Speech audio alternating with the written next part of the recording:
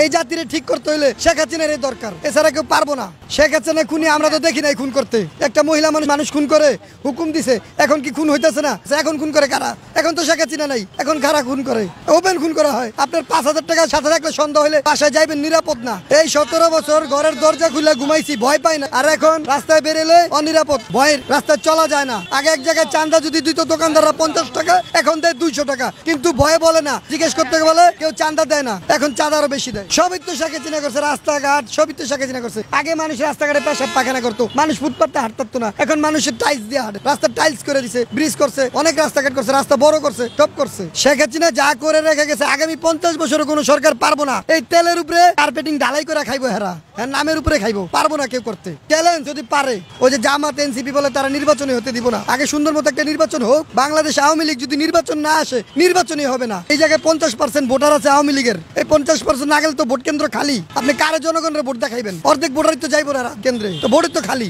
আওয়ামী লীগ অংশগ্রহণ করলে ভালো হইব। আল্লাহ জনগণ যারে আনে। দেশে যদি চাঁদাবাজ ছাড়া দল থাকে, এটা হলো জামাত। জামাতের কোনো লোক চাঁদাবাজির ভিতরে নেই। আওয়ামী লীগও চাঁদাবাজি করছে, বিএনপিও চাঁদাবাজি করছে। আওয়ামী লীগ একটু কম করছে, বিএনপি আলারা একটু বেশি করছে। কোনো জামাতের লোক চাঁদাবাজি করে না। 54 বছর ধরে আওয়ামী লীগ, বিএনপি, জাতীয় পার্টি আমরা অনেক দেখছি। সারা দেশের মানুষের কাছে আমার দাবি, একবারের জন্য আমরা দিয়ে টেস্ট করতে পারি জামাত ক্ষমতা আসলে আমার বিশ্বাস ওরা কোনো সময় চুরি করবো না।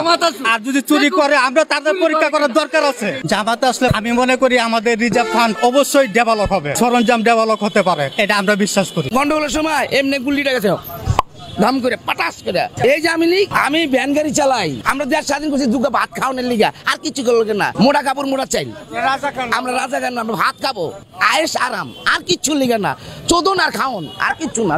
বিগত দিনে যারা এই আওয়ামী লীগের সাথেই ছিল, তারা কিন্তু এখন সবই বিএনপিতে আছে। সাইনবোর্ডের সামনে যারা 2-4 জন থাকে, তারা বাদে পিছনে যারাই আছে সবাই কিন্তু আগে আওয়ামী লীগের সাথেই ছিল। একটা এলাকায় যদি 50 জন লোক বসবাস করে, তা 45 জন লোক ছিল হচ্ছে কর্মী, 5 জন লোক ছিল নেতা। এখন ওই 5 জন লোক চলে গেছে আওয়ামী লীগের, 45 জন লোক তো থেকে গেছে। আচ্ছা, ওই 45 জন লোককে যদি আপনি এলাকা থেকে বিতাড়িত করেন, তাহলে আপনি কাদের নিয়ে আপনি রাজনীতি করবেন, কাদের নিয়ে মিছিল করবেন?